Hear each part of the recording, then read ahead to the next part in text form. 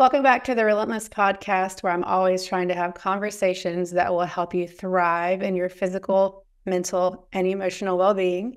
And I'm a licensed massage and bodywork therapist, so my day-to-day in and out is stress management. And there's a few big tickers we all know that get a lot of stress started in ourselves and our family, finances, religion, and children and babies. And that's what we're going to talk about today. Because the better we can manage that season of life, the better our stress level is going to be, and the better our lived experience is going to be. So today I have with me Bri Kurcsak, and she's an occupational therapist.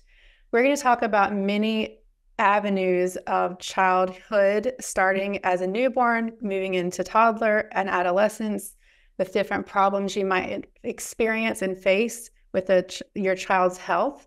She's going to walk through each of those stages with us, but not only that, she's going to share with us her story and how, as with so many people that I talked to in the health space, got into the industry because of experiences that they had, where it promoted them to do even more deep diving into that field that they're specializing in. So Bri, welcome to the podcast. Thank you so much for having me. It's great. Absolutely. And so you're an occupational therapist. Yep. Specializing in children. So can you give us kind of a breakdown of your history of your education and exactly what it is you specialize in? Yeah. So I have a master's in occupational therapy, and I always knew coming out of grad school, I initially went into the field wanting to work in pediatrics, kind of, bounced around ICU, spinal cord injuries, worked with adults, loved every minute of it. And then kind of fell backwards into pediatrics. And I worked, a lot of sensory, a lot of autism, just kind of saw the gamut, fine motor, shoe tying. And I just quickly fell in love with the aspect of feeding. And, we eat 3, 6, 10 times a day. And it's such a trigger for families. It can be so stressful for parents. And so I really fell in love with, feeding and just wanting to help families teach their kids to eat better and to figure out, why are these kiddos struggling? And it's like, I became a mom and my worlds collided with, I thought I knew. I always say I didn't eat a piece of humble pie, I ate the humble bakery. Like I really thought, I left that hospital, got in the back seat, and I was like, I thought I knew everything about peds. What the heck?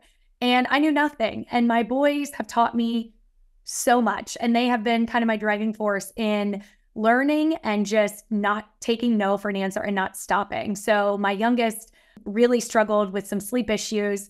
He had a history of seizures. We had a lot going on medically. My oldest, chronic ear infections. Like, he had 76 doctor's visits his first year of life, 7 hospital stays. And it was just, taking the traditional approaches, it's just unlucky. It's daycare germs, a lot of myths that I'm like, this doesn't add up. This isn't right. Like, we're eating good, we're sleeping good. So I thought. And so I just kind of worked my way backwards into the lifespan of, working with older kids for what I thought was, quote, picky eating. And then had my own kiddos with challenges for breast and bottle feeding. And then it became a sleep issue. And then it became a chronic illness issue. And it's just like, I kept making left turns, learning through them. And ultimately, it's just put me down a path that I'm on a mission. And, eating, sleeping, pooping, it's 3 areas that parents struggle so much with their kiddos, and it's not talked about. If you're a breastfeeding mom struggling, don't talk about it. Go get help under wrap, but don't say, hey, I'm struggling. And I think now social media, the internet, podcasting, a lot people are getting more comfortable saying, hey, I struggled with that, or hey, go see Bri. Hey, go see this person. It's a lot of word of mouth. And so just a lot of my own struggles as a mom really led me down this path. So I have my own private practice here in Charlotte, North Carolina. I see kiddos in clinic. I see kiddos virtually from all over the place.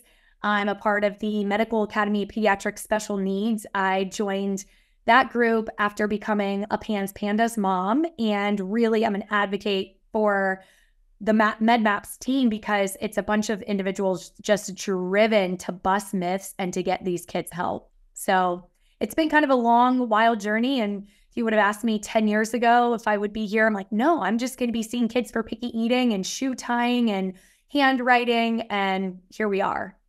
Well, I love everything you said. And that's exactly, it's so funny how people like us find each other, especially online. We live in Charlotte, we're in the same city, but we're not in the same exact spot, but we're reading each other's stuff in the comments that we're making, in the posts that we're making. And we're like, okay, we vibe 100%. And it's always that journey of when you really are interested on how the body and the brain work, and you choose to take that deep dive, you figure out really quick that the body doesn't do a symptom on accident. No. The body doesn't present a thing that's outside of the norm just because. Right. And that's the mishap, and what's missed so much in the blanket Western medicine term is they're just treating symptoms, or sometimes that's great. But when you start to take that deep dive like you did of why we're doing so many right things, of course, none of us ever do all things correctly, but we're doing so many right things, and we're still having this plethora of symptomology that can't be answered with the things we're actually doing that we're told to do to fix it. Right. The ultimate stop for me was a message from a physician saying, you know what, I think this is a parenting issue. I think this is your anxiety. And I was like, my kid is waking 8 to 10 times a night. I've built beds. I've shared beds. We've moved beds. We play musical beds. You're telling me my son waking up 6 to 8 to 10 times a night. This isn't behavioral. We've punished, we've taken away, we've bribed, we bought every clock, every light up. We bought everything. There is something wrong. And when his sleep study came back, having over 200 arousals in the night, over 200 arousals, I sent the results and there was nothing said. I don't know if I believe those in-home studies. I was like, we're done here. We're absolutely done. And now I'm going to run, and I'm not stopping until I have answers, because this explains, no wonder he's tired. No wonder he's irritable during the day. No wonder he's having some behavioral challenges. He wasn't a behavior problem. He was tired. Mm-hmm. And that's a huge point for everyone to get, no matter how old you are, if you have kids, not kids, whatever. Your body being in an anxious state is your nervous system letting you know something isn't okay. And so your answer that you got was it was parenting, or you're on stress. That is such a common thing that we as women get anyway. So if that is if that's the end of the road for your physician, it means they don't know the right questions to ask. So I'm so glad that you didn't take that for an answer.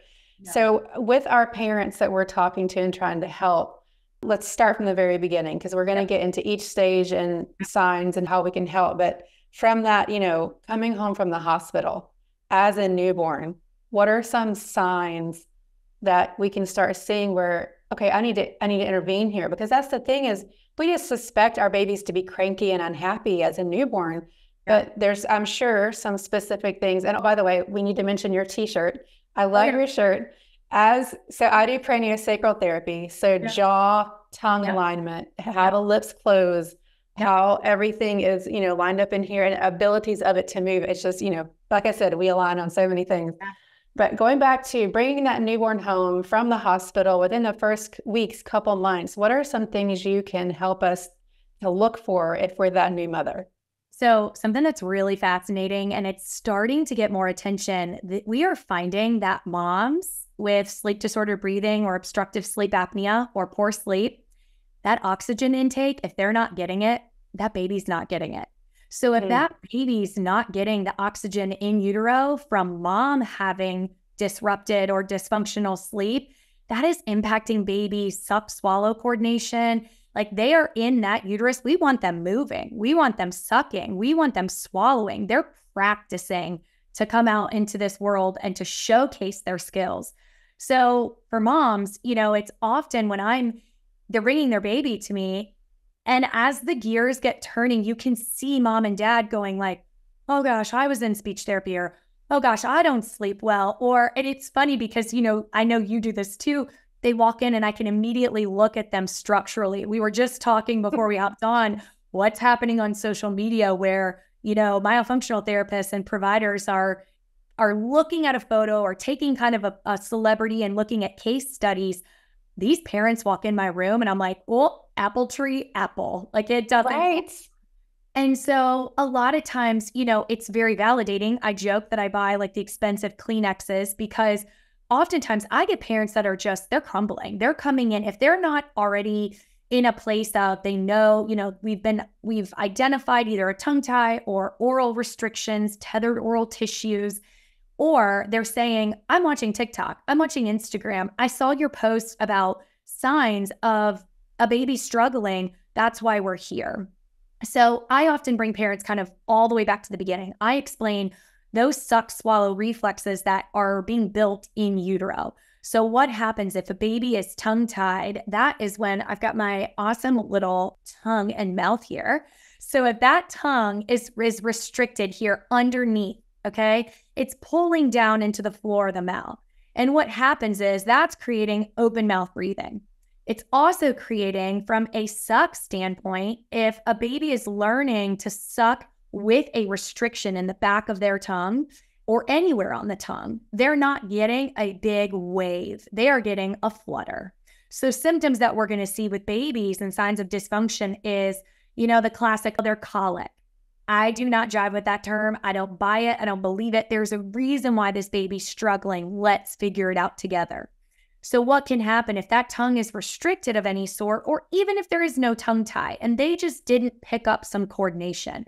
What's going to happen is that tongue's going to sit low. It's going to work in a flutter motion instead of a wave motion. And then what's going to happen is the baby's going to fatigue. So we're going to see they're putzing out early at the breast. They just don't have that stamina or the endurance. They are going to be the kiddo that gets frustrated. The minute that letdown slows, they don't have enough, oomph to kind of keep going and to keep building that milk supply. So they pull off. They appear done. We're also going to see things like they're frustrated on the breast or on the bottle. Or we're hearing things like they can't breastfeed, or my baby can't take a bottle. They might be really refluxy. They might be spitting up, or they might not be spitting up. They might just be arching. They might be tense. You see that? You're seeing that tension head to toe. Mm-hmm. So when a baby is not sinking into a good rhythm of feeding, they're good awake times, floor time, then good naps during the day, good nighttime sleep. If your baby's out of that rhythm, there's a reason why, and we need to figure that out. So a lot of times we get these myths of, that clicking is normal. That reflux is normal. Babies are supposed to be gassy. They'll grow out of it later. If your gut feeling as a mom or dad says, something's off about this, my baby's just not the same as my friends or my previous baby, get it looked at. We need to figure out why. And that doesn't mean even if we find a tongue tie or a lip tie or cheek ties, buccal ties, it doesn't mean we're running off to get those ties released. A lot of people function with a tongue tie, with a lip tie, but we want their feeding to develop and progress appropriately because that establishes lifelong feeding habits, lifelong breathing, lifelong speech. It's our entire facial structure and airway. You said something very important there when families are looking and seeing these things. And I'm so thankful again that we have mass education on social media available to us. But when they're starting to see these little signs and things that this should happen, feeding should happen easily and normally. Right. If you go to a professional, that doesn't necessarily mean you're going to get good information. Because just like with menopause care, with so many other things, our professionals haven't necessarily come along with the changing understanding of how the anatomy works. I mean, if you listen to any podcast with a neuroscientist, if they're saying they don't really know everything about the brain yet, you can't tell me we know everything about just this part of the body on the outside yet. So you're an advocate, I'm sure, for having people say, listen, go get a second or third opinion. Yeah. I always say, I'm kind of a myth buster. I get, stuck in turf wars a lot of times because we've seen 7 professionals and they said our baby wasn't tongue tied. They just can't breastfeed. Or, I was told it's genetic. My grandfather snores, my father snores, I snore. That's just snoring is just habitual in our family. Or we all have a dimple here in our lower chin. That's just the Smith dimple. There's a lot of myth busting that I often have to say, well, yep, genetics can play a part of this, but we also want to look at the bigger picture of function for the life. Like, we don't want it's not just about breast or bottle feeding. I want your kiddo to be set up for lifelong airway development and lifelong good feeding. Something I think, again, is really important for people to get is I think we need to make an educated approach to the public that the word genetic versus familial are two different things. There are very, very few diseases that you will absolutely have because of your genetics. Right. There are many, many pathologies or symptomologies that you will have because interventions weren't done. In your family habits and lifestyle choices. So that always gets me too. I hear that a lot with my clients, and fibromyalgia even. It's genetic. Everybody has it. Type 2 diabetes is genetic. No, these things aren't genetic. So I'm glad you're on the myth busting thing. So, well, let's go. 11 million kids in the United States have sleep problems. And that's honestly, like you said, that's how we connected over, being in different mom groups and internet groups and things of the normalization. You've got 40 comments on a post about, oh, my kid's a restless sleeper. And it's just, oh, mine too.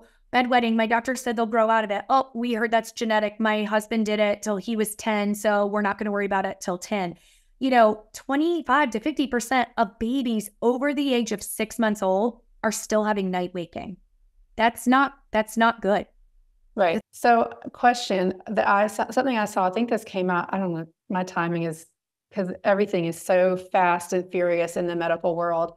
The CDC changed the guidelines for when you should see certain milestones reached. Do you remember they did that? Yep. What is your thoughts on that? I mean, the fact that crawling was taken out of it, I would say it's like job security for me for the rest of my life. The fact that we're taking crawling out and we're delaying, speech norms were delayed, crawling was removed. I struggle with that as a whole. Now, I tell everybody, I have one kiddo who walked at 13 and a half, almost 14 months, and I have one kiddo who walked at 10 months. Don't you think I was not texting all of my PT friends, panicked about, do I bring him into PT? He's late. Late or early is relative. What does their developmental picture look like before, during, and after? So for kiddos, parents oftentimes compare, oh my gosh, well, my other kid walked at 9 months, so why is my second child not? Their development may look completely different. I'm very big on, I'm less about the windows and the norms and the averages and more about, well, okay, has your kiddo been crawling for 5 months and we're not pulling up to stand, we're not getting up to walk? Or, okay, so your baby's 8 months old and they're not sitting upright. Well, are they rolling back to belly to back? Are they trying to get up into some prop sitting? Did they do tummy time? So, it's funny because I always hear like, what baby likes tummy time? I need your baby to love tummy time. That is the most important developmental position a baby can be in. So when I'm hearing, our norms, the CDC is bumping these age ranges back or eliminating milestones, I'm going, wait, that's part of our physiological development. Why are we taking that away? So I try to really educate, parents. If I'm seeing them as newbies, I get them at 3, 4, 5 days old.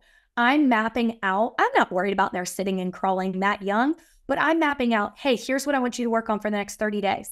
Okay, so your babe's not loving tummy time. We need to get into some side lying so that their neck can soften up and tolerate the position of tummy time. And really, I pride myself a lot on just educating parents to say, let's look at your child individually, where they're at, and what milestones we're setting for them kind of as a team, keeping their motivation, their abilities in mind, not what everyone else is setting. So important. I mean, so important that as treating adults, that's some of the questions in my questionnaire, because it lets me know how long their system has been under stress. And why sometimes they are presenting with constant anxiety. When anyone says to me, I've been this way since I was a kid, there's some contributing factor to their developmental process. Absolutely. And yes, to take crawling away as a standard and as a milestone, that is when you begin to develop how to load the ligaments and joints, and you get the fascial lines of the body strong enough to do the next thing. So to remove that, to me, I was flabbergasted when I saw that. Yeah. Really, I shook my head and I was like, are you kidding me? I mean, it's anyone who studies development or the body head to toe knows that crawling is one of the most important things a kid can do in the first year of life. And there's so much too of just, oh, it's automatic. That development should just be learned. But if a kiddo's not crawling or not walking, they'll usually get sent to physical therapy. What about a kid not eating? Food before one is just for fun. That's my number one myth that I scream over. Food before one is for learning, is for teaching.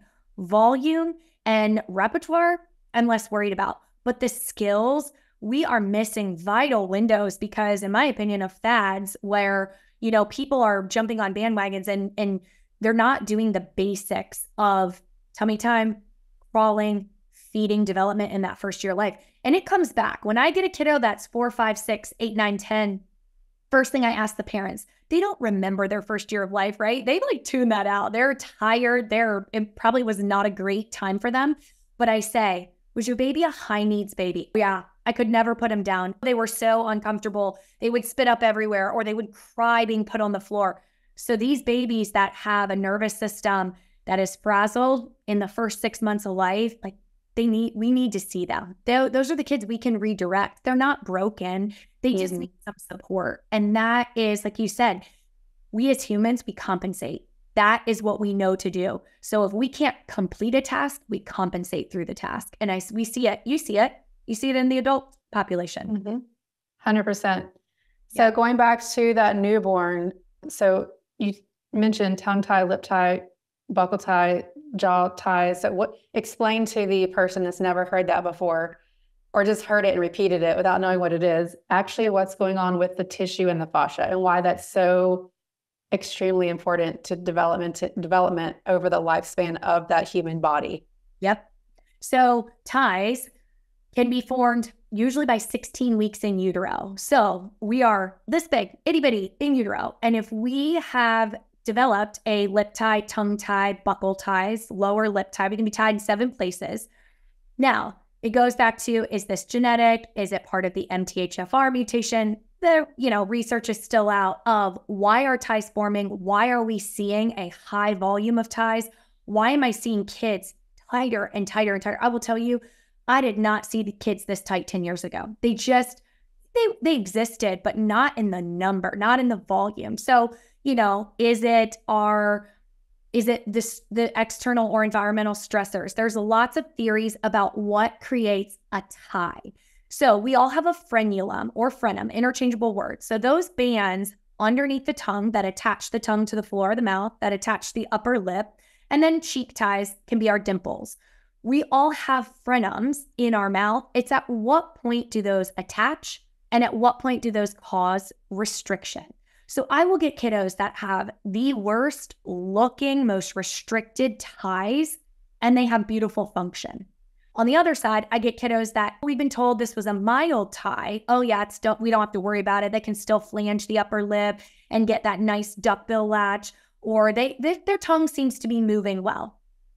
We never judge tissue based on the visibility and the look of it. We base it on the function. So what happens if those ties are formed in that first trimester of pregnancy? That baby is often growing tight in utero. So we see typically less movement, or we see lots of intense movement because these kiddos are they should have free movement. Those necks should be moving. So I like to say to parents, what'd your ultrasound photos look like? Did you get a lot of this? Could you see? If you couldn't see baby's face, this is why. This is that fascial pool, that restriction through the whole body. So we have a fascial line that runs from our tongue all the way to our big toes. And what will happen is if we have restriction in the mouth and that tongue is not waving this way, we start recruiting. So we start pulling tightness through here, these are the babies I call my no-neck babies. They come in and they just look like this. They're cute as a dang button. They got 7 extra chins. They cannot bring those shoulders down and they can't open up. So that's going to create a huge impact in breastfeeding, right? You put baby at your breast and they're like this, that milk is spraying at them and they're just like they can't take it. So what they'll often do is they'll hump the tongue up to protect their airway, and then they're pulling off in resistance, or they're coughing or choking. So when that neck is tight, those no-neck babes are here. It pulls their diaphragm, which is their breathing muscle, up high and tight, pulls all of their digestive tissues, everything that's going on through our digestion and our hips, all of that gets pulled up. So it's like we put a little baby on a marionette string and we just pulled it taut at the top. So we now have oral tightness, we have neck tension, we have diaphragm tension, we have tension through the hips. Those are the babies that struggle to put their legs down during a diaper change. They stay all crunched up and you're like, I can't get in all the nooks and crannies. And then their toes either look like this or like this. So they splay them. They look like they're pressing a gas and a brake pedal, or they're curling them. And they've got their shoulders up. They've got their hands in high and tight. Now, we all know that tight hands, sign of a hungry baby. What happens after your baby's fully fed? I want to see those toes relax. I want to see those hands relax. So if we're seeing this, or you're saying to me, I got some extra chins, or we can't wash in the neck during bath time, we need to check that tightness. And it starts here. It starts in the mouth. So a lot of times I'll get babes that we had torticollis or we had a cranial band. Well, did anyone check the mouth? Because the mouth, that tongue, which is why I love my tongue shirt, our tongue is our center hub. That's our nervous system regulation. That's our breathing. That's our feeding. So if that tongue has restrictions of any type, it's going to latch onto something. It's going to pull us into rotation. It's going to pull us into a tilt. It's going to shift our hips. It's going to create tension. And then in a baby with tension, they can't get into relaxation. So what do they want? They want to be held. They want to be upright. They don't want to lay. We hold them upright. And what does it do? It reinforces all of that flexion, that tension posture. I'm just like, yes. And my adults, one phrase I always use with my adults, we are just big babies. We are. Especially with something like this. Yep. If you didn't have an intervention with all of these things, my 30, 40, 50-year-old clients, you're still presenting with pain and anxiety and muscle, skeletal system pain, bone, joint pain because of this. So that fetal position those babies are stuck in, my clients are sleeping in every night because it feels more comfortable. Sure does. And hyperkyphosis, the rounding of the shoulders and forward head that usually we see in the elderly, we're having in our 20s and 30s. And with that never treated properly, because just one massage, which is what I do, or just one chiropractic adjustment is not going to fix this.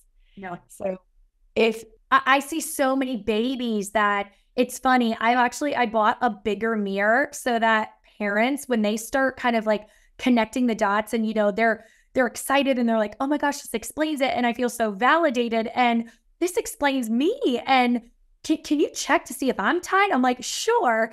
And I need to go back and run the numbers, but probably over 24 parents that have pursued this myofunctional therapy world, this tongue tie world, because they realize, oh my gosh, I'm going to consistent therapy or massages or chiropractor because my neck is just always out. I have a friend who was released and did all of the work and did everything in the perfect pattern. And he's feeling 10 years younger following therapy, body work, a tongue tie release. I mean, having high cholesterol or being overweight or chronic pain, it's a lot of, I sit at a desk all day and I'm typing or I'm on my phone or on my laptop. But it goes back to the tongue. It goes back to our resting posture of our tongue and our airway. That is what sets the stage of lifelong alignment or malalignment. And with that adult that you're just talking about, I do these things and I blame it on the computer, I blame it on the phone, I blame whatever. Just like with the baby, you can go back to, do I know another adult in my world that is doing all those same things that I'm doing and they don't have pain or they don't have these issues?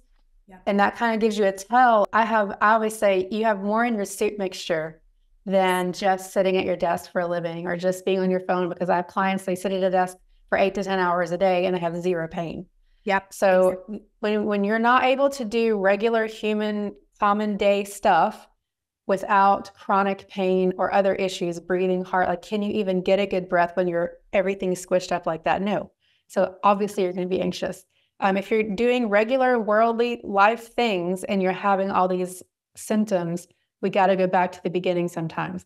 So just to wrap up the tongue tie thing, my son had a tongue tie and he had trouble latching, trouble nursing right away. And I didn't know all this that I know now back then. So I don't remember exactly the verbiage they used, but it was very, very evident to me as the mother. And then as soon as he had his tongue tie release, good to go. Everything was great. So explain to people, where do you start to say, okay, we actually do need an intervention here? Because just like you were saying earlier, it's not always necessary that you need a tongue tie. The body is so resilient and able to change and adapt and grow. And especially when you're that young, because you have all those cellular properties running through your body that want to go to the places where it's needed and heal tissue that needs to be more lengthened or whatever. So kind of give us an idea of when is it actually, yes, for sure, we need this intervention, how they're different now because they were done differently probably than my 20-year-old had done. And then like what it looks like to say, we don't really need to do that severe of an intervention. We can do more myofunctional type things with each individual child. Right. So it's so individual. It's so unique to that kiddo. I ran my numbers from last August. I need to do like a spring, update of the 100% of kids that I identified a tongue tie in. 70% did not need released. Only 30% we sent out for release. So I'm very big on, there's plenty of places you can go and you can call and get a release that day. It's kind of like a car wash or an oil change. Like you can get it done if you want it done. I just want to shout from the rooftops to say, find a professional that is highly trained in this area, because I get a lot of calls. We've already had our frenectomy and now my baby's not eating. We got a frenectomy a couple weeks ago. Feeding is worse. I lost them breastfeeding. Or we had a frenectomy and now sleep is worse for a toddler or an older kid. There's reasons why we as therapists exist. There's myofunctional therapists. Like we're trained in this. So as an occupational therapist, as a feeding therapist, I'm prepping kiddos and I'm meeting the parents where they are. If they come into me, they have worked with a lactation consultant, they are, they're knowledgeable, they feel really good about it. I'm saying, let's set a deadline together. It might be 7 days, it might be 10 days, it might be 14 days. I want you to do these targeted exercises that I'm going to teach you to help stretch out the mouth or help activate muscles that are just chilling out, not doing their job. So a lot of times tightness, where there's tightness, there's weakness. So sometimes we need to cool the jets on some tight muscles and get going with some of the weak muscles that are just kind of hiding out in the background. So it's so individualized. I wish I had like a recipe book. I say to parents, there's 100 ways to make chocolate chip cookies. You put a cup of flour, I put a half a cup, I put 3/4 a cup of this. There's no exact measurement or deadline to say you absolutely need a release. I have a kid right now that I'm seeing. He has the worst, most restricted tie I have ever seen in my career. I do not know how this child is eating, and he breastfeeds, bottle feeds beautifully, and he is sleeping, tongue suctioned, lips closed, nasal breathing. I don't know how, but these parents are so invested in the lifelong process of this. I'm not going to see him for therapy for life, but he's turning 6 months. I said, let's revisit this on solids and determine. They think, hey, I think we want to go through with a release to set him up for solid success and breathing and speech success. But he's been doing so well. His body is soft. He loves tummy time. He's rolling. Why would we interrupt that? So every case is so unique. My number one thing would be to say, please do not just race off and go get a frenectomy. Work with a professional, whether it's lactation, a feeding therapist, OT, speech, whoever it is who's highly trained in this. Let them walk you through the process. There's a lot of, courses and education coming to the forefront. There's a lot of information on social media. Find someone who's done this for a long time. 5 years ago, I admit our training was, if you're tied, go get it done. What are you waiting on? We rushed them. And as, time has progressed, even just in the last 5 to 7 years, I've said, wait a minute, not everybody needs this. Can we gain function and regulation of that nervous system? Can we get that fascia to stop being in such a tense, a constant state? Can we get them to soften without the release? But find a practitioner who's going to walk you through the pros and cons. If I have a family leave my office who they have not gone through with a release, whether they're choosing not to or I'm not recommending, we're not recommending together as a team, I'm giving them this is what you're looking for at 6 months. I want to see you back by 1 year. I want to check your solid feeding. If they leave my office at 1, I'm saying, I'm kind of like the dentist. I need to see you yearly, or you're going to be watching out for these 10 symptoms or this, checklist of 6 things. I make sure kiddos leave my office with parents knowing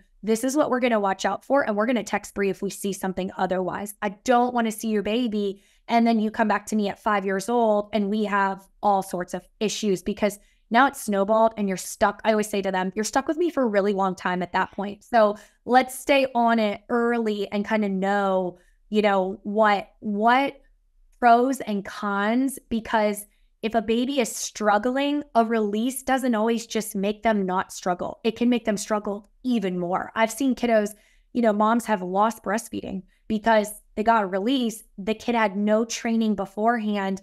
They come out of that release with all this movement. They don't know what to do with it. They're panicked, they're stressed, and they're like not doing the breast. So it's important to be walked through the process with a team, with somebody you trust, and not just, oh, wait, I think my baby's tied. Everyone said they're not. I'm just going to go release, because it can be a lot harder afterwards. Again, love it, love it, love it.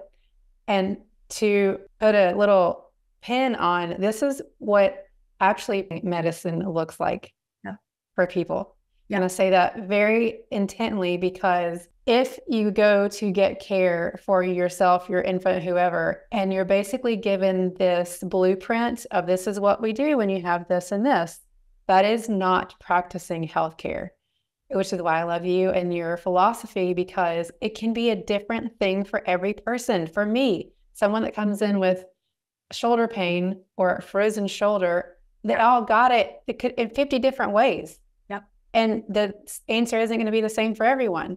So I love, love, love that you look at each individual child, which is where I think a lot of like functional medicine and alternative care, that's where we're going back to, is the actual individual, because you're exactly right. Doing an intervention doesn't equal an outcome. And one of my mentors used to always say, if we do some type of release, or you can insert whatever kind of thing you want to do, chiropractic, massage, whatever, and the proper steps weren't taken to address where the weak patterns were, what's going to happen when that client gets up off the table? Everything around that, or that thing, if it's still there, is going to tighten up quick, fast, and in a hurry. Yep. Which is why you can have that experience of, well, we did the thing you told us to do, and now they're actually worse. Yep. So just reinforcing to everyone, make sure you're with a qualified practitioner that gives you the full story and does a really comprehensive intake and exam of what your child actually needs. So I love that. And then can you differentiate a little bit? I know there were laser treatments, and then different what that looks like for people, because in the event that they're needed, they're amazing and they are helpful. Going back to the adults that I've dealt with, like you said earlier, some of them that have had severe ones that were never dealt with, and they have extreme hyperkyphosis and forward head posture that no amount of massage or chiropractic is going to undo. They have reported to me, and it makes sense when you understand the fascial lines of the body, but they said it felt like someone cut around their clavicle and peeled off a layer of their tissue, and they just feel open to the world and like a new person. So when it's needed, it's amazing. So differentiate a little bit about what the procedures look like. Yeah, I've had families tell me, adults, I had a dad in particular say it felt like he took a backpack off of his back. Like the weight that was pulling down and forward had the release and just opened completely up. I mean, I have a baby right now that was just released last week. I saw him Friday. I didn't love how he looked. I'm like, can you come Saturday?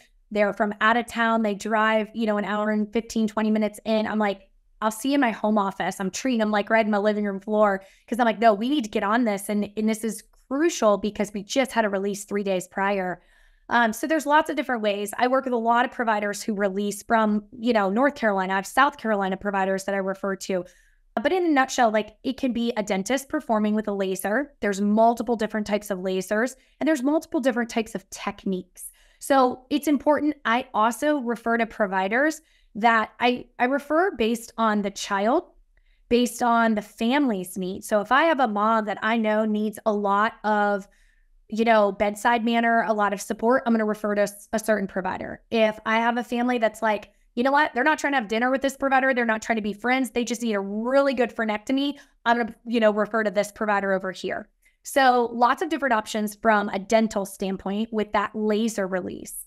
From an ENT or an oral surgeon or a periodontist, you're going to have a scissor release or a combination. Sometimes you'll get a laser release and suture, which is stitches after. There's a functional frenuloplasty that you stay awake during and you're active and actively lifting your tongue. I'm too chicken to participate in that. So there's lots of, whether it's a laser, whether it's a scalpel, whether it's scissors and sutures following, there can be a lot of, combinations, and it depends on who the release provider is and what their training is. So there's a provider on the West Coast that will use, scissors, a laser, and a scalpel, and he'll suture or not suture, and he's an ENT. So it really just depends on the tissue, which is why be guided by a provider who's going to walk you through that. I tell every family, I like for parents to walk into a frenectomy when they walk in saying, I've exhausted other options. I feel like we have dedicated time and energy to the therapy, needed beforehand, the pre-frenectomy work. And I feel really good about this. If you are walking into that office, no matter what, ENT, dentist, whoever's doing it, and you have reservation, walk out, delay it, pause it. The babies, they feel our stress as caregivers. They feel it. If you are nervous, of course, as a mom or a dad or parent handing over your baby and walking out of that room and you hear them cry, it is stressful. I try to walk parents through that procedure and I'm on call for them. They know they can call me anytime that evening, middle of the night. I'm awake at the time. I'm there for them. This is not you just go get the procedure and go. But I try to walk them through exactly what's going to happen and exactly what to expect after. They may not want to feed right away. They may want a lot of skin to skin. For older kids, I've had kids, they're at dance class that afternoon, acting like nothing happened. And then I've had adults that are down and out on prescription pain meds for 48 hours saying that was worse than childbirth. So it really it's so unique and individualized of what the pain tolerance is, how much tissue, how much needs release. Some of these babes are getting a lot of tissue release. So it's important to see a provider who, again, I want somebody doing hundreds and hundreds of these with the best laser or the best set of scissors. I want them to be top notch. I always say I won't send to somebody I wouldn't let do my own tongue or let do my kids' tongues. So it can be done a lot of different ways and the timing can, I might get a kid, if they're failure to thrive, we've exhausted other options in 5 or 7 days. Let's do it. If we feel like that is the next best step. I'm never sending a kid for the release of those ties, the frenectomy or frenotomy.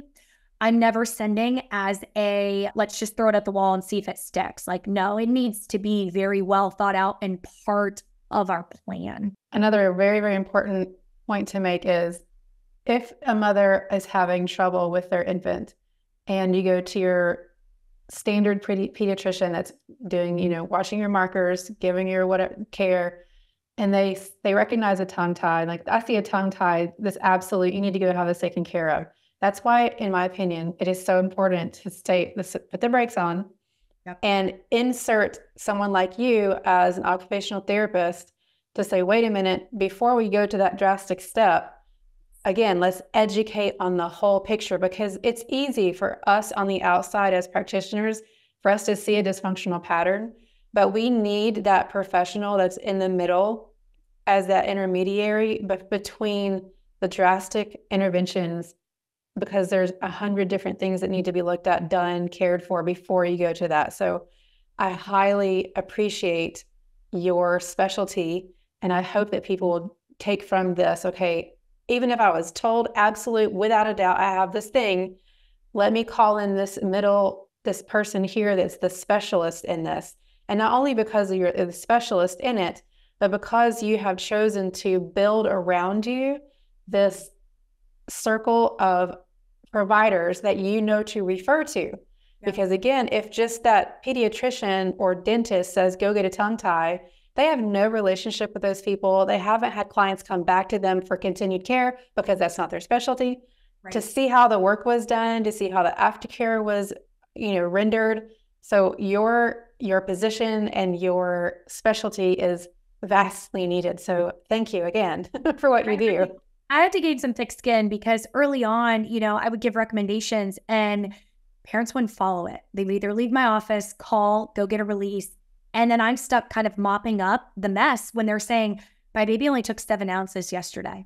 I do a lot of weekend. I try not to. I don't want to. But I do a lot of Saturday and Sunday appointments. I'll meet you at the clinic. I had a dad one time that caused me to go in on a holiday. And I looked at him. He calls, compulsively calling. I said, y'all got a frenectomy, didn't you? Yeah, we're on our way to Levine because she's not taking enough ounces in and she's boycotting eating. I'm like, when did you do this? Were you going to tell me? And, it'd been done 2 days prior and we haven't had wet diapers. I said, meet me at my office first. If I need to send you for direct admission, I will. But the point was, I gave you a plan. You didn't follow it. I respect you. You're the parents. You know what was best for her. But this wasn't a good outcome. And I was very clear on that during that visit. And so he followed every single thing I said from that point. We got this baby eating beautifully. It was a great success story in the end. But he will be the first one to say, do not race off and do this, because that is terrifying when your baby's not eating. So it's not something, or even, doing it to a bigger kid, that can be traumatic. It can be a stressful procedure and it shouldn't be. We want you completely prepared and set up for absolute success for it. 100%. And again, like the correlations between adults and babies is like, it's exactly the same. Yes. Like I said, we're just big babies. Yep. Because I'll have someone come in and, like you said, as a provider and practitioner, over the course of your career, you become more confident in saying things very directly to people. For example, this reminded me of this story. I had a gentleman come in who's probably mid to late 50s. And again, because, he's in the construction business, he thinks he's strong and able. Sure. And I do a couple of muscle tests, and I don't even have to do a muscle test, because when I look at his body laying face down on the table, it literally is like a skeleton with skin on it and 0 glutes. Right. There is no function there. Right. And so he gets up, and I'm like, okay, I can help you, but you got to start some rebuilding of this musculature. You should do this, this, and this to help that posterior chain be stronger, to hold the hips where they need to be. He was like, and I showed him a couple examples of things to do to activate the muscle. He's like, yeah, I'm not doing any of that. So I'm like, well, you're going to be having a hip, you're going to be having, yes, that, but you're going to be having a hip replacement real soon, because this little guy's not going to hold up. You jump down off of a forklift too quick or turn a little bit sideways, your hip's in trouble. Just so you know, I'm just saying. So yeah, I love that. And to being able to tell parents, listen, and we'll get into this a little bit more with other topics, because talking about children and childcare is like talking about religion and politics. It really, I know you know, but to be able to say, listen, based on my years of over decades of experience, it's not a belief thing. It's not we're not calling into question your desire or your intent behind care. We're saying biologically, I'm saying this joint can't function if all the muscles surrounding it aren't working. And you're saying, yes, we have this thing that your child has, but if you do this severe intervention without these steps before it, just telling you what I see and know about the biology. Yes. And yeah, of course, you're welcome to make your own decisions. But what we're learning, what you're saying is, there's a reason we are the specialists, because we see these things and we see them over and over. And biology doesn't change. It functions in very specific ways. When we see hiccups in expressions or ability or function, then we got to go back and correct that biology. So here's a big one for you. Oh, are you ready? I'm ready for it. Pacifiers. I love them and I hate them. There is a wonderful speech therapist in South Carolina, Autumn Henning, with Chrysalis Orofacial. Her statement of pacifiers should pacify, not occupy. I'm like, amen. Amen. The minute she said that, I took her training and I've become friends with her, and I think the world of her. And she said it and I'm like, oh my gosh, I use that all the time and I give her credit every single time I use it. I think pacifiers can be great to do just that, to pacify. I don't want a sleeping baby with a pacifier in their mouth. I need that to soothe them when they're upset. Beyond that, get it out. I don't want it in there. People will say, okay, well then, do you want them thumb sucking or finger sucking? No, I don't. I want their tongue suctioned to the roof of the mouth. So at night, I'm going to get my little model. At night, we want that tongue up and suctioned. We don't want that tongue laying low. So in a baby, I don't want to see any mouth breathing, open mouth catching flies. I don't want to see it. I don't want to see that in any age. So long-term passy use, the American Academy of Pediatric Dentistry, American Academy of Pediatrics, it's been kind of a buzzy topic lately. They've been throwing around, hey, 6-month recommendation, pull it at 6 months. We want it gone as early as possible. I tell all parents, especially for kiddos that have oral restrictions, whether they've had a frenectomy or not, get the pacifier out. Now, can pacifiers be protective and helpful in kiddos that have airway? If their airway is compromised, a pacifier may actually be helping them move oxygen. So again, the pacifier may be helping them sleep and connect their cycles, their sleep cycles. But overall, I want a pacifier in when they're upset, when they need to be pacified. Beyond that, I want it out. I want that tongue suction all the way into the roof of the mouth, teeth closed together, lips closed, and nasal breathing. I don't want to see mouth breathing at all. I don't want to see, they're not really mouth breathing. Their lips are just slightly apart. If you're going to be on a passy, anybody can pay money to use buzzwords and marketing terms. Pediatrician recommended, orthodontist approved. That's just, you paid somebody money to put that on marketing. If you're going to use a passy, I've got a post on my FlourishCarolinaOT Instagram page with all my favorite. There's 6 of my top passies on there. I want a kiddo on a round passy. Most people know very well the round Soothie, the Avent Soothie as the green hospital passy. I want a kiddo on a passy that's round. I don't want a bulb at the bottom of the passy. I don't want the orthodontic or the flat bulb-like passies that allow them to sit up into the roof of the mouth and then the tongue presses into it. No, I want the tongue up, curled like a taco shell around that passy, waving like this. So pacifiers can be great trainers for oral function. Sometimes I use a pacifier in therapy to help them use the right muscles to get their tongue lifted. The mini passy is all the rave in the therapy world. I'm loving it. I'm stocking it in-house now because I love it so much. But it's a hard passy to hold and to keep in the mouth. So if you're like, I bought every passy on Amazon and they can't hold any of them in, or, we play passy palm back and forth, in and out. That's a sign of oral dysfunction. So I don't want a bulb-like passy. I don't want a flat-like passy. I want a round passy, and I want it in the mouth the least amount possible. Love it. Again, individualized. Yeah. But definitely, one of the things that I see on social media is 3, 4, 5-year-olds, and why people need to understand why this is so important. Your brain doesn't sit very far from the roof of your mouth. Yep. So if you have a child 2, 3, 4, 5 years old with that pacifier, the roof of their mouth will not grow properly. It will start to grow around the pacifier, literally. So you're putting pressure through the bones of the roof of your mouth real close to the brain. So that soft tissue is getting smashed on up there. Again, any wonder why your child feels irritated and anxious all the time? So I love the idea is, yes, use it when needed. It's just like crutches, or it's just, like back braces or the harnesses that I see to correct your posture. You cannot wear that all the time. It's not protecting you. It's not building up anything. It's not fixing anything. If you're going to be unloading a truck of mulch and you don't usually do that, heck yeah, wear a back brace. But you cannot wear a back brace all day, every day. Your muscles will say, I have external support. I don't need to hold myself up. So love that individualized care.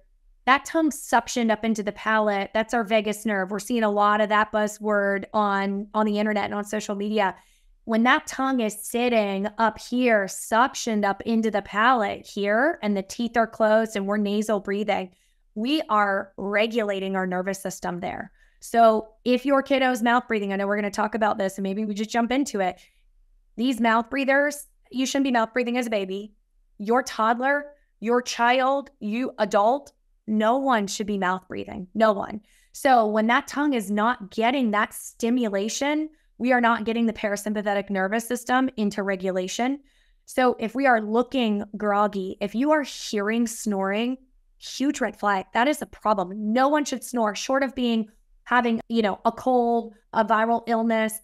That's it. That should last for a week and then it should completely stop. Nobody should be mouth breathing. Nobody should be snoring.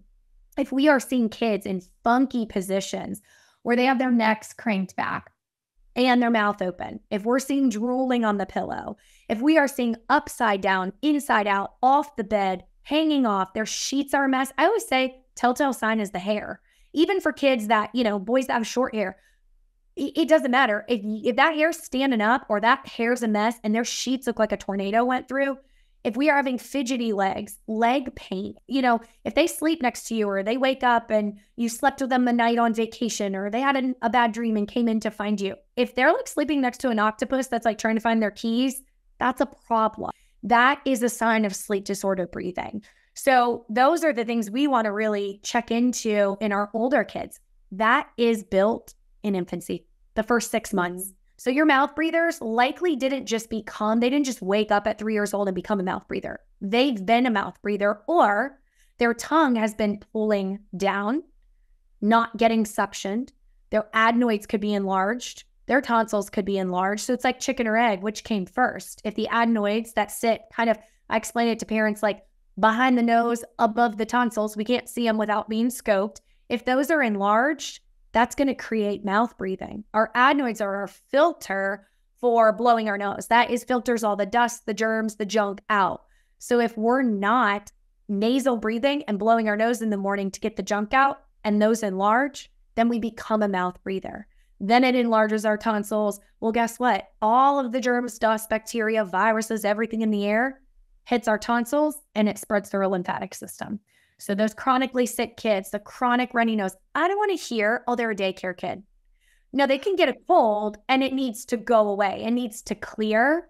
They should not be chronically sick, runny nose. I go to my boys' school and I walk in and I'm like 1, 2, 3, 4, 5, 6, 7, 24, 28, 30. I start counting around the lunch table or at recess or in the classroom. And these kids are like this. They're just, tongue is sitting low, mouth is wide open. If your child looks like that at night, you need to find a provider. That is not normal at all. It's normalized. Oh, snoring, so everyone does it. Mouth breathing, it's no big deal. That's not. It's impacting our nervous system. It's impacting our digestion. I mean, we can pull in every system of how mouth breathing impacts it. What do you think about mouth taping? Does that fall into your paradigm of care at all?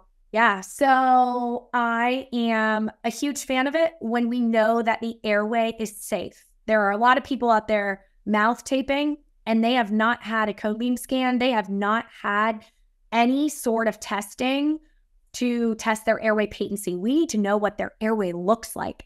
Mouth taping can be dangerous if we don't know what their airway looks like. So we can be mouth taping, that's just closing lips. What if they don't have good nasal breathing? What if they don't have good airflow through the nose? Mouth taping is hurting them. So I do mouth tape with my oldest. We have had airway scans. We know why we're taping. We know his, airway is clear and it's safe and it helps him. We've done a dual sleep study 2 nights in a row, 1 night untaped, 1 night taped. His sleep quality taped, incredible. Do not just go tape just anybody because you see the tape online or you see that someone did it. Make sure you've had a myofunctional therapy evaluation. Make sure you've been scanned by an airway-centric orthodontist. I think mouth tape can be life-changing. It is for my oldest. If he doesn't sleep with it, we can tell. Like he feels it. He feels it immediately. Yeah. Again, going back to how we as adults intervene for ourselves, just throwing orthotics in your shoes. Right. No, I mean, so why is the thing there? We have to do research. We have to do a little mystery dive into the body and how it's presenting the way it is. How do you, like you said, going back and looking over all of your cases, you cannot, I know you could never put a number on this, but like statistically, how often do you think a child is receiving a diagnosis for ADD, ADHD, all those other things, when it really comes down to a functional patterning problem that started in utero, that did this thing in its infancy, that's now presenting as these behavioral disorders? 95% of kids that walk into my room that have an ADHD diagnosis already listed, 95% of them have sleep disorder breathing or obstructive apnea, and no one's looked at it. I think it is criminal, absolute criminal in our healthcare system that we will medicate, treat, behavioral therapy, school interventions. Now, I fully believe in ADHD and ADD and inattention, but for kiddos that are not getting good quality sleep, how can they be attentive the next day? How? They can't. they're struggling. So it's the easiest thing to test and rule off. If a kiddo has ADHD or ADD, treat it. Absolutely. I would never, ever shame a parent, but I've had dozens of kids hop off medications. The medications weren't even working for them. When we discovered there was a sleep issue and we treated the tongue, they went into myofunctional therapy. I worked with them on breathing retraining and teaching them, does your tongue even know where to sit? Do you even know how to breathe? Do you know how to use your belly or your lungs? Most of them don't. Most of them, their posture is just rotten, whether they're tongue-tied or not tongue-tied.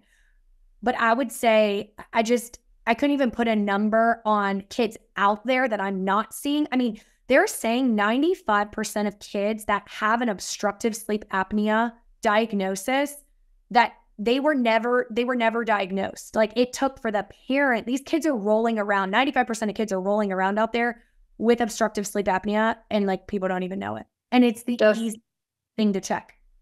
Just medicated. Yeah.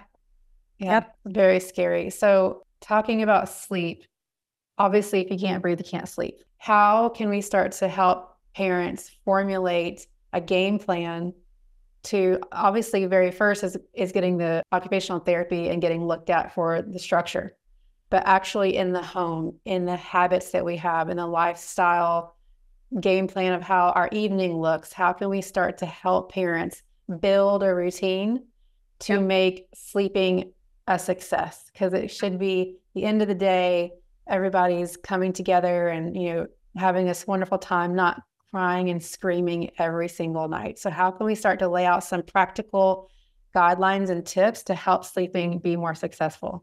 So I would say, I always empower parents, physically check their sleep. If they are not leaving their room, we often don't know what their sleep looks like. So I send every parent out with a checklist. I want them to go check, off multiple things: their positioning, their tongue, their mouth. Are they on their back, belly, or side? Are they sweating? Are they upside down? Are they grinding their teeth? I tell them, like, you're the investigator, you're a detective. If they are like, I'm not interrupting my own sleep to go check my kid's sleep, suck up the EMF for a night, throw your Apple Watch, throw your Fitbit on. I had a mom that I went round and round with. I was like, I am telling you, I would bet you $1 million that she has sleep disorder breathing. I think that this is a sleep issue. I said, go and just throw your watch on her. She texted me the next day. It was 7%, only 7% of like quality sleep. Out of a 10-hour period, it was like 2 hours that she properly went into sleep cycles. I have a friend in Ohio, same thing, text me, Bri, I saw one of your Instagram posts or a story or something about sleep. Throw your Apple Watch, throw your Fitbit on him. His sleep for 3 nights. I mean, after the first night, I was like, girl, we know what's going on. I said, do it 2 more nights just to make sure it wasn't an off night. By night 3, she woke up, she was like, no wonder behavior's off. No wonder he's a mess. So first, let's be detectives. I want parents to feel good about saying, oh my gosh, I agree. Like, their sleep is off. We need to investigate that, because then parents want to buy into it. We want to solve it then. There is such an emotional piece to sleep. And a lot of times we are being told, treat it behaviorally. I was told literally in a MyChart message, spank them and lock the door. I have it in black and white writing. I was at in desperation. We took beds out. We threw a mattress on the floor. There was nothing in the room but a mattress and a pillow and blanket. I have selfies like mocking my kid asleep on the floor on the mattress, being like, here I go. Like, he's half out. Now I'm going to sneak out of the room. And I literally went to therapy over what I was doing to my own kid's sleep because I was so desperate. I mean, I was waking up the next day. I couldn't function. And it was like the amount of times I wanted to just shake them and say, go to sleep. And I kept saying, like, they're not doing this to me. Like, they need help and I need to find them help. So something I think we forget about when we're tired and we're irritable as the adult is going back to the basics.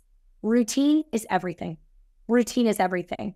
I'm a huge, big, fan of scheduling kids from early on. When they know what is expected of them, when they know predictable nighttime routines, evening routines, sleep, they know what's expected of them.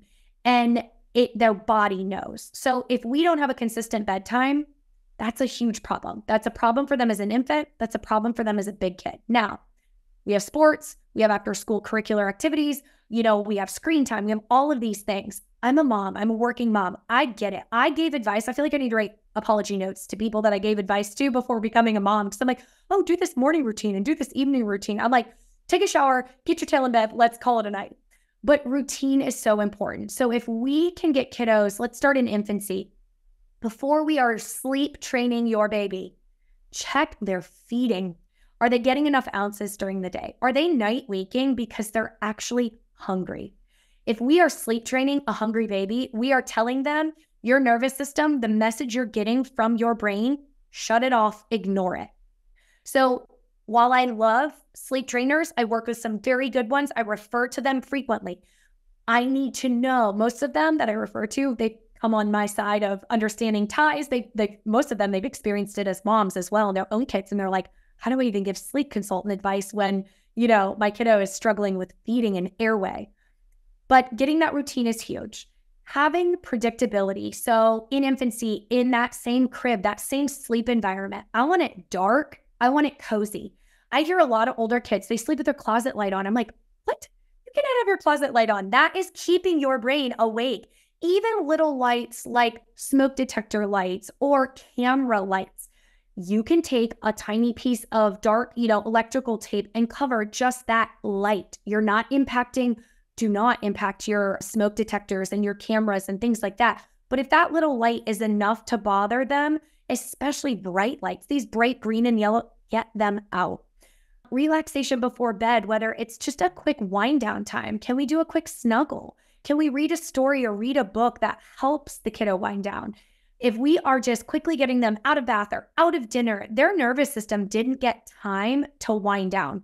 So screens 90 minutes before bedtime, don't do it. It's keeping their brain revved up. So if we can, decrease lighting, get them into a calmer environment, get, your dinner, if you've got dimmable switches, like start bringing the environment down. Because I say to parents, I know as a mom and a dad and a parent, you're trying to just get them to bed. But how do you do if you go, you responded to emails and texts, you did all of these things, and then you hop into bed, your brain's like a pinball machine, bing, bing, bing, bing, bing. It can't calm down. We don't expect our kids to do that. So they pulled out, I need a drink. I'm still hungry. I forgot to tell you something. That is the behavioral aspect that they're pulling, wanting support and connection to help fall asleep. I love to do meditation or to do some breathing and some body awareness. So these are easy. You can quickly Google these or message me. I can send you some strategies. Just bringing awareness to the body, having them close their eyes. Maybe you play some music, some classical music. Maybe you don't, a lullaby, whatever they like, but telling them, I want you to squeeze your toes hard and count to 5 in your head, or I'm going to count to 5 for you. We're going to go up to your ankles. I want you to try to squeeze your ankles. I want you to squeeze your knees. Often you get giggles out of the toddlers, right? Or the bigger kids like, Mom, this is so silly. What are you doing? But it brings regulation to that nervous system. It brings that balance between parasympathetic and sympathetic, and it calms them down. It brings them back to their body and in touch, in tune with themselves. Going over your schedule in the evening. Are we overpacking it? Are we running into bedtime? I'm kind of ridiculous, and I pick what nights my boys, I know I won't be able to do that forever, but I pick what nights they do activities that I can make up for that sleep balance the next morning by 30 minutes. Or we're not doing something on Sunday night, Monday night, Tuesday night, and we're going to stack things later in the week. Whatever works into your family, but really monitoring the screen time, monitoring, evening routine, and then, take them back to infancy. I'm not saying take your 12-year-old in your lap and rock them. Some of them may really love that. My 7-year-old, I think I'm going to rock him till I'm 100. Loves that touch. So find out, what does your kiddo need? Do they need a back rub? Do they need some light music? I was so triggered for so long. I still lay with my boys. It goes against all the books. All the books say, gradual extinction and let them fall asleep on their own. I have found that time with my boys is what means the most to them. We haven't seen you all day, Mommy. You've been at work. I want to talk about my day. I want to connect. We listen to some music that helps work some nervous system. It's targeted for relaxation, very specific. It's a specific app that we use. And I used to get so frustrated by it. And now I embrace it to say, number one, they're not always going to want me in there. And yes, I have things to do. I need to clean the kitchen and respond to emails. And half the time I wake up and I'm like, well, it's 6 a.m. and I, fell asleep at 7 with them and I have reports undone. I'm still in my work clothes. But getting that consistency, connect with them, ask them, what do you need to help fall asleep? Maybe it is a nice cold glass, a glass of water and some cuddles, but work with them, because I promise you, they're not causing you grief over sleep. Like, they're not doing it as a behavioral problem.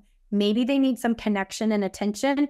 Let's get that during the day. If they're seeking that, they're doing it for attention, then we need to find some one-on-one time and figure that out together as a team. But our bodies, we are not wired to just cause problems. We need something. Figure out what they need. Yeah, like I said earlier, our bodies don't do anything abnormal just because. It doesn't just happen. It does just manifest. If your body's doing something out of the ordinary, it's simply a communication skill or attempt to communicate with outside resources that I need something a little bit more. I love the tactile, real world, physical component of all the things that you just said. And for parents, like with my clients, I teach my clients to body brush, because some kids don't like the cuddles. This is huge in like the autistic community and other communities like that, the non-touch children. They don't like to be touched, but a lot of them love to be body brushed because you're stimulating different nerve pathways that can be very calming to the nervous system. And what I tell them is, I think it maybe especially with boys too, it's hard for them to ask for a hug or a cuddle. And so if you have another outlet that they know is available to them, that they don't have to say, Mom, will you come cuddle with me? Or will you read me a book? If you have a thing like a massage gun with a soft foam attachment on it, some version of tactile communication to that nervous system, like you said, is even a minute or 2 days, doesn't have to be a long time, something to bring them back to themselves and their body. Again, goes back to setting that precedence where it's not genetic, it's familial. And I'm, like you said, with your schedule, you intentionally choose what you are going to allow in your evening routines 4 nights in a row. So setting those intentions and having options available, again, because we are just big kids, we need that ourselves. If we're on rung 10 of a nervous system going to bed at night, are you surprised you can't sleep? So you got to walk yourself down just like they need to walk themselves down, even more, because they're having flushes of hormones and they're having a growth spurt and they cut a new tooth, or like all these other extenuating factors that we don't even have anymore. And we're actually more of a problem than they are half the time. Yes, it's a lot of great tools and techniques there to really help people get a routine in place so the kids know what's going on. How is their room set up? Is it set up for sleep? If their room is chaotic, they're not going to be able to shut their nervous system down. So I'm very, very big on working with families. There are times we have to say like, all right, I need you to record what the room looks like, or we're going to FaceTime and we're going to clear some of this out. Like, I don't know where you have to put the toys, maybe in the closet, maybe move them to another room, the bonus room, the living room. They need to go somewhere, because the bedroom needs to be a place for regulation, to get that body ready to shut it down, not to rev it up. 100%. I happened to wash my hands with like a lavender soap at an appointment that I was at, and I came home and my son was like, oh my gosh, your hands smell so good. That makes me feel so calm. And I was like, whoa, I didn't, of course, essential oils and scents and different things, but I'm not going to go dump it all over his room. But something as simple as like what I'm using on my hands as I'm giving him some input, or just, rubbing his head and talking about his day. That's another part of our sensory system, just giving some good calming feedback. It can be so helpful. The essential oil is another technique that I tell my clients. Again, it's like, and kids don't even maybe know that they need to be asking for physical touch or care, because they haven't been taught. I mean, we have half the time don't learn how to ask for that as adults. Right. So, you have your body brushing they can ask for, massaging they can ask for. If you have 5 or 6 different blends or scents of essential oils, that's a thing you guys can do together at the end of your day, and you can put it in the diffuser together. They can pour the water in. They feel like they're part of something. They feel special. I'm feeling extra sore today, so I'll put this oil, this magnesium cream on your muscles or something.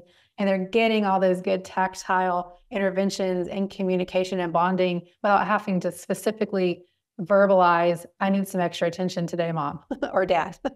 And I think it's like, we like, oh, our essential oils and oh, the scents and oh, rocking them or cuddling.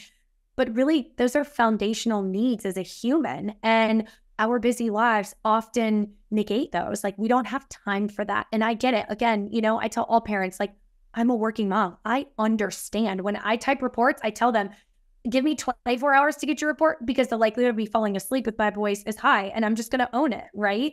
But I think it's just going back to those little things for kids. Maybe you don't need the lavender for you to go to sleep as an adult, but that might be something that really helps your kiddo. So connect with them and figure out what makes your body feel good to help you sleep. And it's never a matter of doing it this specific way or this many times or amount. It's just like eating healthy. I tell my clients all the time, you never win at eating healthy. Right. You never get to stop doing it. Right. And having these things built into your family changes the trajectory of your child's lived experience as an adult. So it's not that you're going to do it right every night. It's that you're going to try something on a regular basis. That's the win.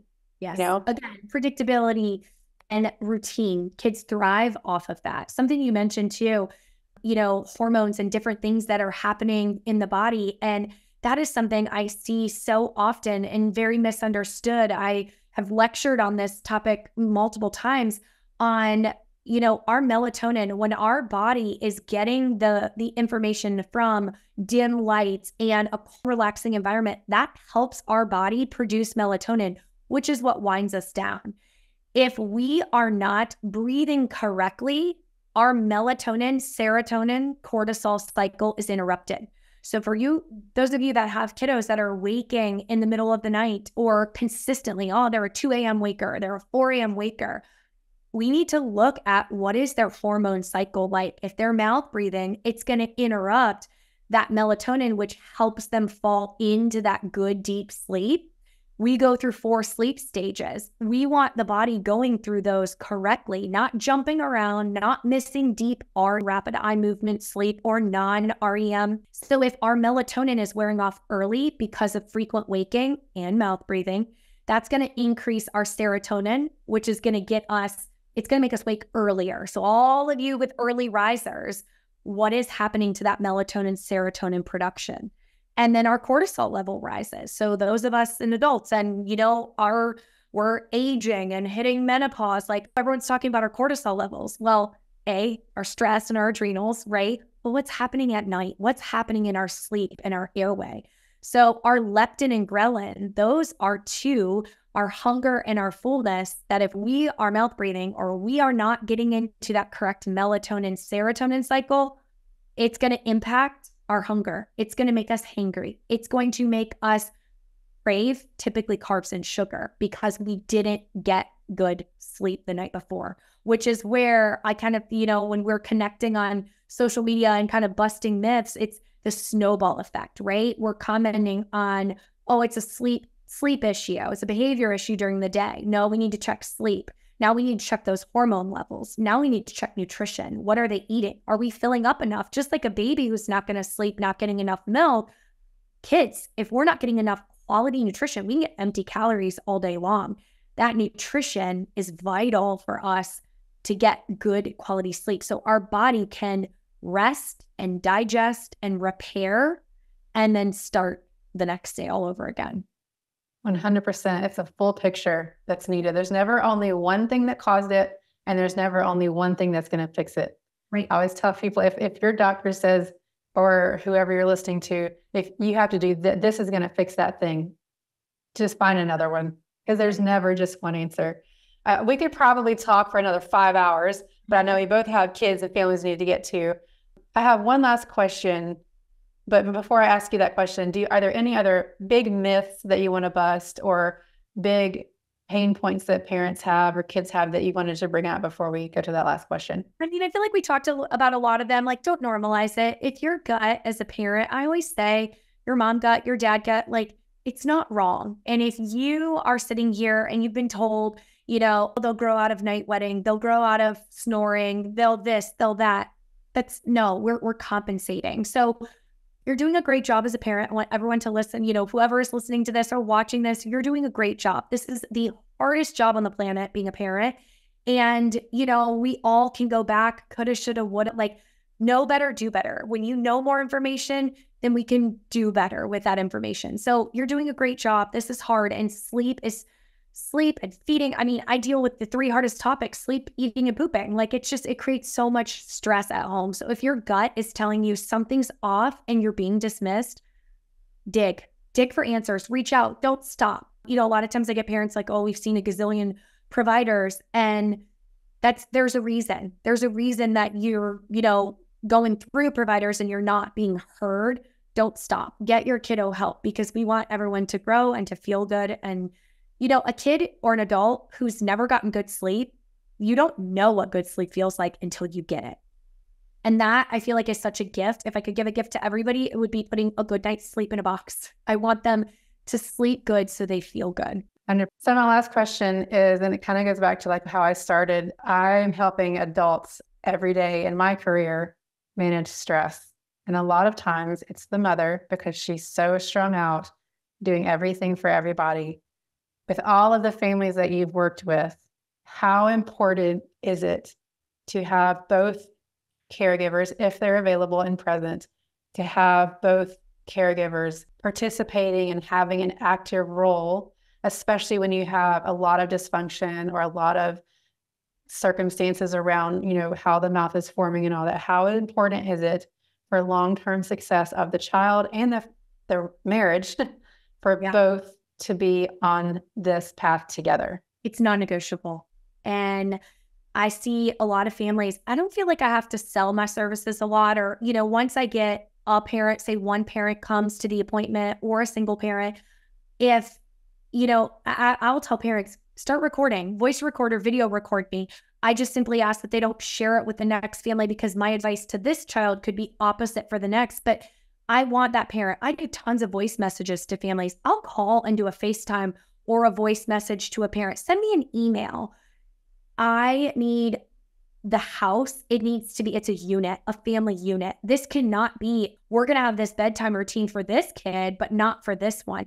It needs to be a family routine. And that's hard. That is hard in today's society, with outside, extracurricular activities, with sports, with working parents, with managing a household, with commute time, with household demands. Like, it is a lot. And I feel like as parents, we're often guilty of do everything for the kids and kind of just whatever is left over for us. But if we're not sleeping, and that's what drove me into like, I'm going to figure this out with my kids, because I'm going to go crazy. Like, I'm waking up, I'm like putting on a mask, I'm going to work, and I'm acting like I'm functioning. And I didn't know how sleep deprived I was until I started sleeping again. And I look back at those times and I'm like, no wonder I was yelling at my kids. No wonder they were irritable. Like, our whole family was in disarray, and we baked it. Our Christmas cards looked great. I showed up to work looking great. I'm giving advice that I couldn't follow in my own family until I started digging and uncovering these things. So, one of my favorite books, Sleep Wrecked Kids. For parents, this book, it walks you through. So, it is like the sleep, like it should be plated in gold.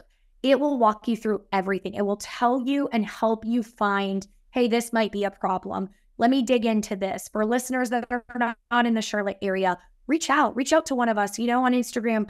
We'll help connect you with a provider. I'm part of a lot of, directories, and we can find somebody who gets this. We can help you virtually if you see, or give advice virtually. But the family unit, it has to be together. Or if there is one weak link in that, everybody's sinking. And it's, it takes the nervous system of one person to be frazzled to set the tone in the household. And I used to hear this and think like, oh yeah, all right, that woo-woo stuff. And, like some days, we'll be balanced when I have like a maid and a chef and a taxi and all the things, but it starts with our nervous system. It starts with our breathing. And there's so much, if you can regulate as a parent and tackle into our hug timers going off. This is part of our family regulation system, that we have a 6 o'clock hug timer. We stop whatever we're doing to hug. So if you heard it in the background, that's what that was. I love it. But that's what starts our evening routine is our hug timer. Love it. Stops whatever they're doing. And we reconnect and we finish up what's, needs to be done in the kitchen and pack lunches. But, meet with your partner, your spouse, like sit down as a family and figure out what are we missing? What do we need? And try it. If you keep doing what you're doing and it's not working, you're going to get the same results. Try something else. The fact that your hug timer went off during this episode makes me so happy. I shut off every timer on my computer. I made sure my phones were on airplane. I did everything. So I was like, my Mac desktop in the background, is that going to go off? What? I put a note on my doorbell that said, do not ring my doorbell. But that hug timer, and my boys are probably upstairs giving my husband a hug because it goes perfect. Yeah. Can't think of a better way to end this podcast. Yeah. Everybody should get a hug timer. Thank you so much for your time today, Bri. I appreciate it so much. I'll be sending this to all my clients, but thank you for letting us know that no matter what, no matter how we got started, no matter what our health history is, no matter how bad the symptomology is right now, what we're experiencing, there's absolutely 100% a way to come through it and even thrive in our physical, mental, and emotional well-being. So thank you so much. Thank you for having me.